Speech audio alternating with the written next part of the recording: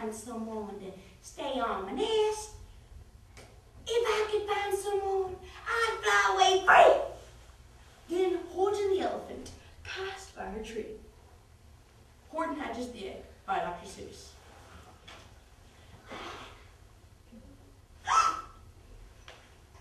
Hello, called the lazy bird, smiling her best.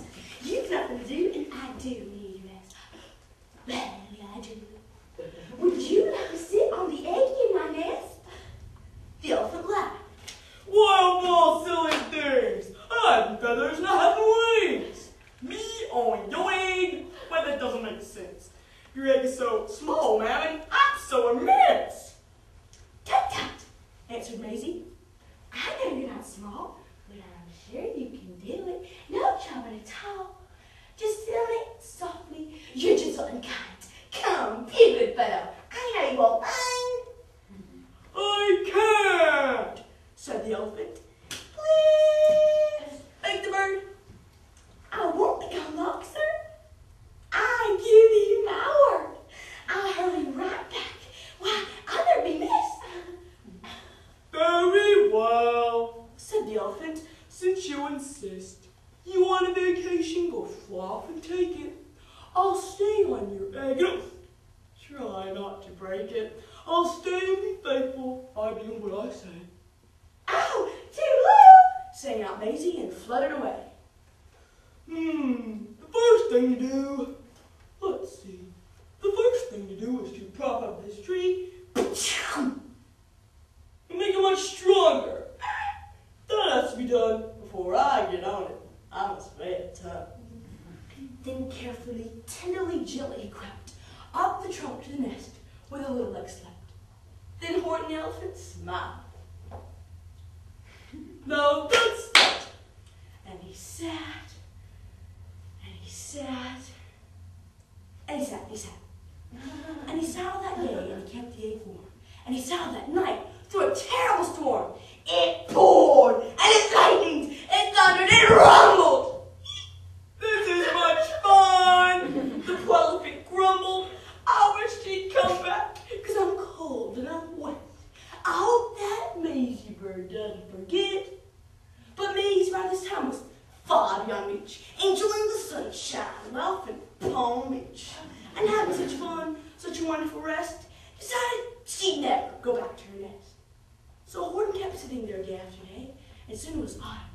The leaves blew away. And then came the winter, the snow and the sleet, and icicles hung from his trunk and his feet. But Horton kept sitting and said with a sneeze, I'll stay on this egg, and I won't let it freeze. I meant what I said, and I said what I meant. An elephant's faithful, 100%. So poor Horton sat there the whole winter through. And then came the springtime, with troubles anew. His friends gathered round and they shouted with glee. Look, Horton the elephant's up in a tree. They taunted, they teased him, they yelled, how machine. Old Horton the elephant thinks he's bad. They laughed, and they all ran away. And Horton was lonely. He wanted to play, but he sat on the egg and continued to say, I meant what I said, and I said what I meant. An elephant's faithful, 100%. No matter what happens, this egg must be tended. But poor Horton's troubles were far, far from ended. For while Horton sat there, so faithful, so kind, 3 hunters came speaking up, so beyond. Shh! Be very quiet. Shh! I'm hunting rabbit. He heard those footsteps. He turned with a start. 3 rifles were aiming right straight at his heart. Did he run? He did not. Horton stayed on that nest. He held his head high and he threw at his chest. And looked at the hunters, as much as to say, shoot if you must, but I won't run away. I meant what I said and I said what I meant. An elephant's faithful, 100%. But the men didn't shoot. Much to Horton's surprise, they dropped the 3 guns. And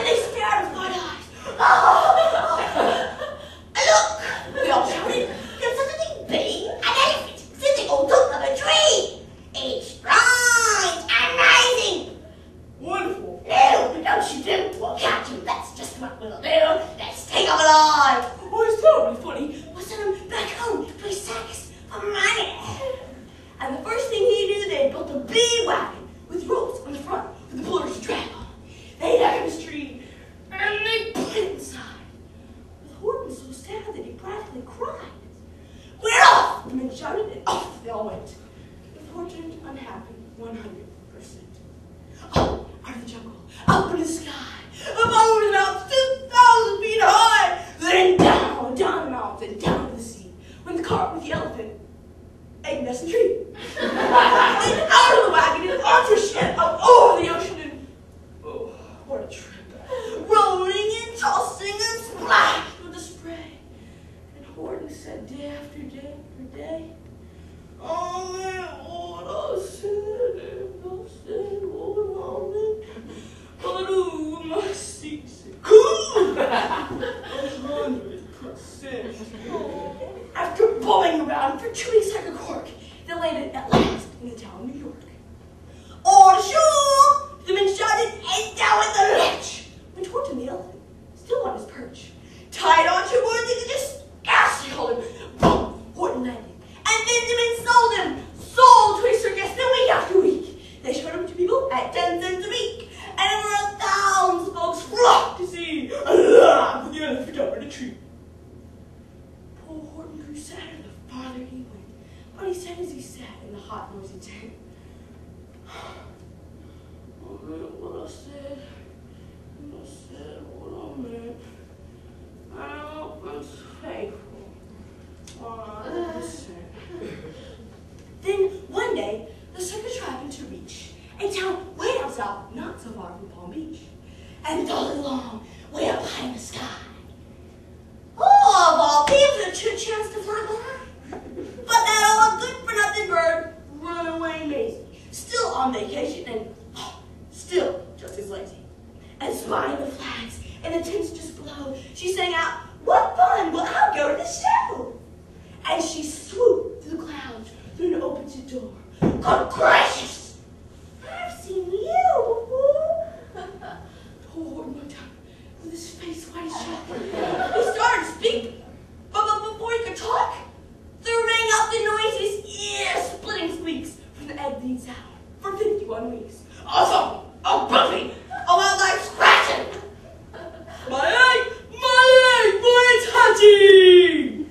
But it's mine! Screamed the bird once she heard the egg crack. The work was all done, now she wanted it back. It's my egg! You stole it from me!